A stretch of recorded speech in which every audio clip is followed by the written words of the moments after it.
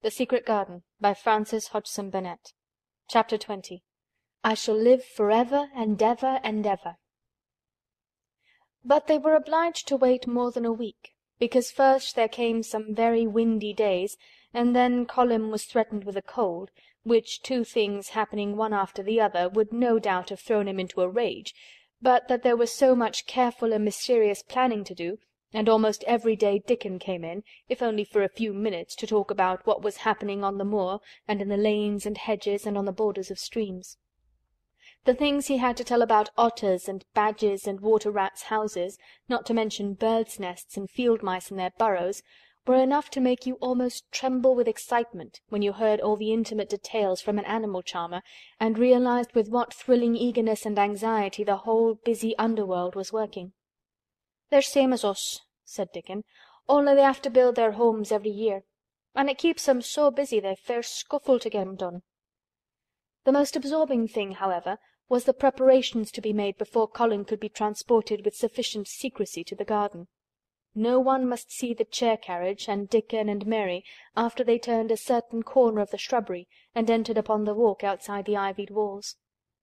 As each day passed, Colin had become more and more fixed in his feeling that the mystery surrounding the garden was one of its greatest charms. Nothing must spoil that. No one must ever suspect that they had a secret. People must think that he was simply going out with Mary and Dickon because he liked them and did not object to their looking at him. They had long and quite delightful talks about their route. They would go up this path and down that one, and cross the other, and go round among the fountain flower-beds as if they were looking at the bedding-out plants the head gardener, Mr. Roach, had been having arranged. That would seem such a rational thing to do that no one would think it at all mysterious. They would turn into the shrubbery walks and lose themselves until they came to the long walls. It was almost as serious and elaborately thought out as the plans of march made by great generals in times of war. Rumours of the new and curious things which were occurring in the invalid's apartments had of course filtered through the servants' hall into the stable-yards and out among the gardeners, but notwithstanding this, Mr. Roach was startled one day when he received orders from Master Colin's room to the effect that he must report himself in the apartment no outsider had ever seen, as the invalid himself desired to speak to him. "Well, well," he said to himself as he hurriedly changed his coat, "what's to do now? His Royal Highness that wasn't to be looked at, calling up a man he's never set eyes on." Mr. Roach was not without curiosity. He had never caught even a glimpse of the boy, and had heard a dozen exaggerated stories about his uncanny looks and ways and his insane tempers. The thing he had heard oftenest was that he might die at any moment, and there had been numerous fanciful descriptions of a humped back and helpless limbs given by people who had never seen him. "Things are changing in this house, Mr. Roach," said Mrs. Medlock, as she led him up the back staircase to the corridor onto which opened the hitherto mysterious chamber. "Let's hope they're changing for the better, Mrs. Medlock," he answered. "They couldn't well change for the worse," she continued, "and queer as it all is, there's them as finds their duties made a lot easier to stand up under. Don't you be surprised, Mr. Roach, if you find yourself in the middle of a menagerie and Martha Sowerby's Dickon more at home than you or me could ever be." There really was a sort of magic about Dickon, as Mary always privately believed. When Mr. Roach heard his name he smiled quite leniently. "He'd be at home in Buckingham Palace or at the bottom of a coal mine," he said. "And yet it's not impudence either. He's just fine, is that lad."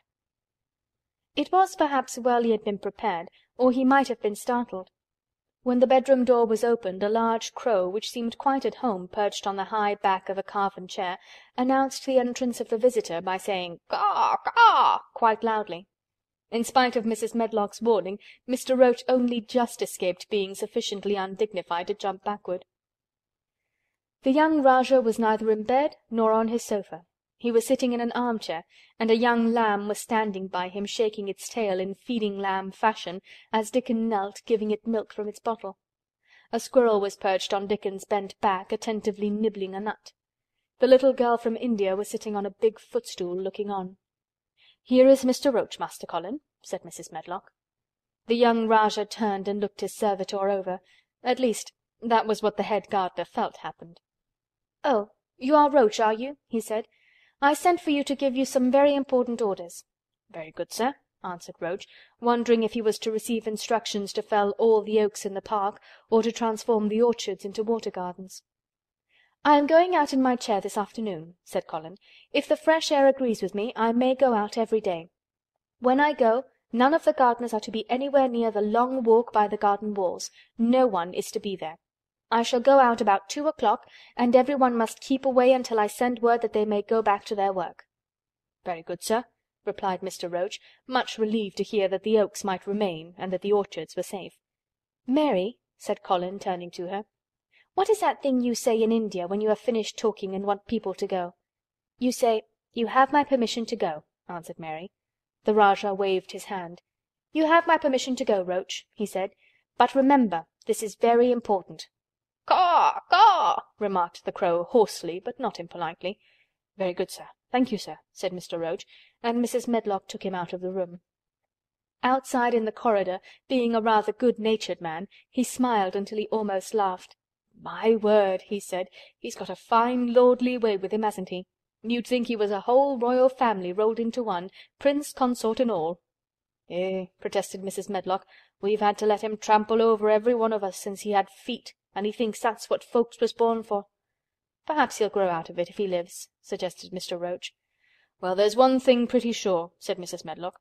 "If he does live, and that Indian child stays here, I'll warrant she teaches him that the whole orange does not belong to him, as Susan Sowerby says. And he'll be likely to find out the size of his own quarter." Inside the room Colin was leaning back on his cushions. "It's all safe now," he said, "and this afternoon I shall see it. This afternoon I shall be in it." Dickon went back to the garden with his creatures, and Mary stayed with Colin. She did not think he looked tired, but he was very quiet before their lunch came, and he was quiet while they were eating it. She wondered why, and asked him about it.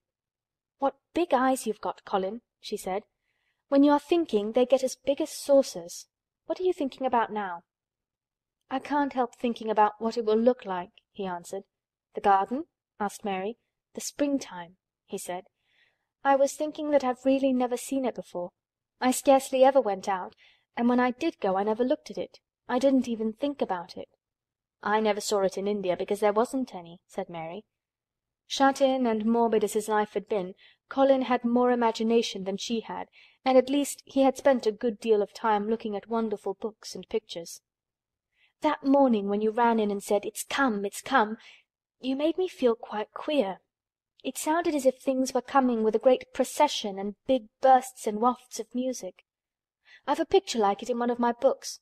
Crowds of lovely people and children with garlands and branches with blossoms on them, everyone laughing and dancing and crowding and playing on pipes. That was why I said, 'Perhaps we shall hear golden trumpets,' and told you to throw open the window."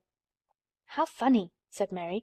"That's really just what it feels like, and if all the flowers and leaves and green things and birds and wild creatures danced past at once, what a crowd it would be. I'm sure they'd dance and sing and flute, and that would be the wafts of music." They both laughed, but it was not because the idea was laughable, but because they both so liked it. A little later the nurse made Colin ready. She noticed that instead of lying like a log while his clothes were put on, he sat up and made some efforts to help himself, and he talked and laughed with Mary all the time. "This is one of his good days, sir," she said to Dr. Craven, who dropped in to inspect him. "He's in such good spirits that it makes him stronger." "I'll call in again later in the afternoon, after he has come in," said Dr. Craven. "I must see how the going out agrees with him. I wish," in a very low voice, "that he would let you go with him."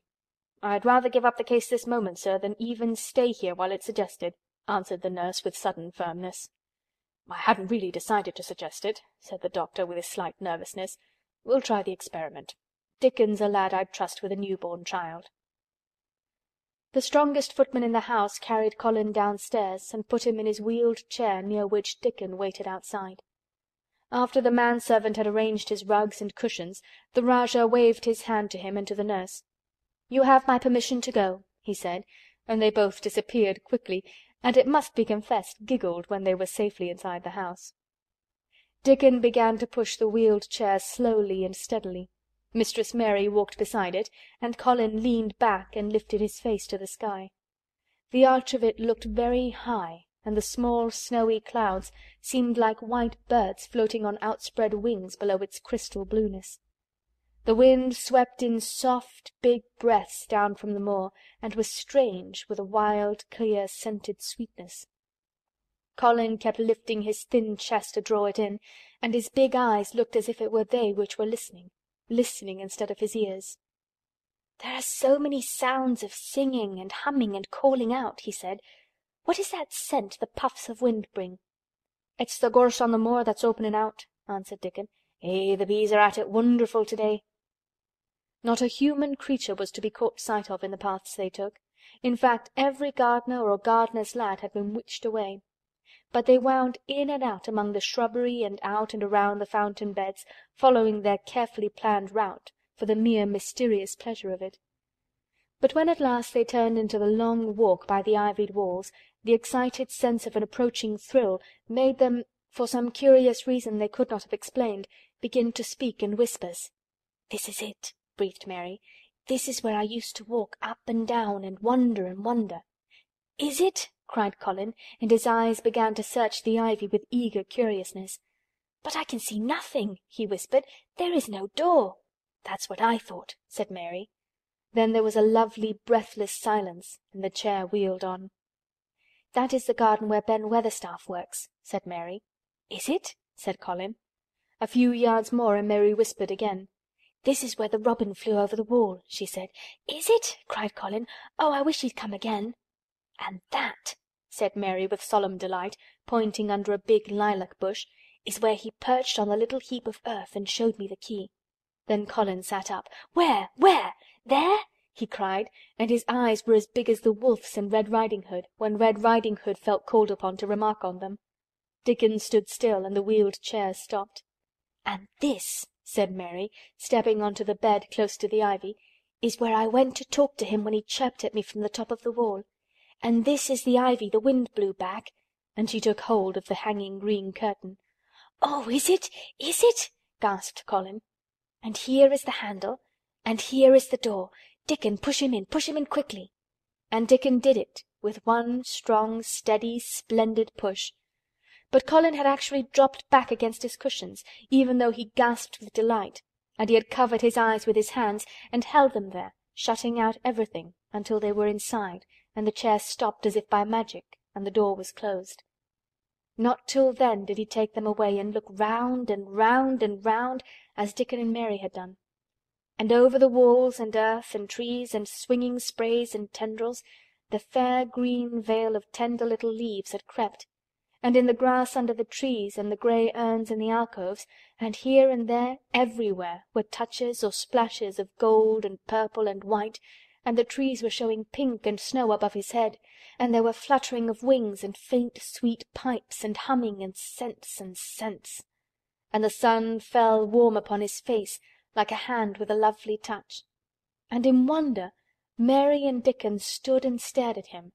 He looked so strange and different, because a pink glow of colour had actually crept all over him, ivory face and neck and hands and all. "I shall get well! I shall get well!" he cried out. "Mary, Dickon, I shall get well! And I shall live forever and ever and ever!" End of chapter 20.